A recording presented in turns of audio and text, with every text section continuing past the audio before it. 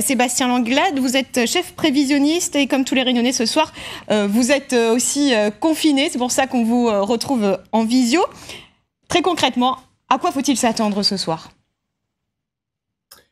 Alors cette nuit, c'est, comme la directrice l'a expliqué, c'est la phase d'approche du phénomène avec un renforcement des épisodes pluvieux qui vont devenir plus fréquents et plus continus dans les hauts, et un renforcement des vents qui est attendu surtout en seconde partie de nuit. Le paroxysme du phénomène sera attendu en matinée de demain.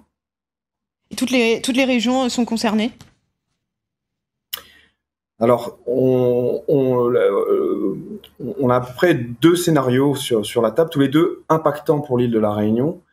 Le premier serait le passage effectivement de l'œil directement sur l'île, de l'œil et du mur de l'œil, avec les valeurs de vent qui ont été évoquées sur un grand nombre de secteurs de l'île. Le deuxième scénario, c'est un passage de l'œil juste au large de la côte ouest de l'île, mais le mur de l'œil qui concernerait tout l'ouest de l'île.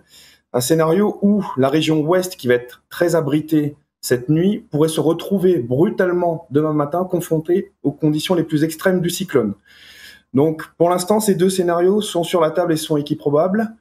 Les choses vont s'affiner au cours de la nuit en fonction de l'approche finale de ce phénomène. Et nous serons en mesure, d'ici la fin de nuit et demain matin, de préciser dans quel contexte nous nous situerons. En tout état de cause, c'est vraiment une situation très dangereuse, très sérieuse. Garance est un cyclone tropical intense actuellement très structuré. Son allure sur les images satellites et radars est très impressionnante. Le système se trouve à 19h à 235 km au nord de l'île, avec une structure encore bien formée. Ça fait de nombreuses années que la Réunion ne s'est pas retrouvée avec un phénomène aussi bien structuré en approche directe de la Réunion.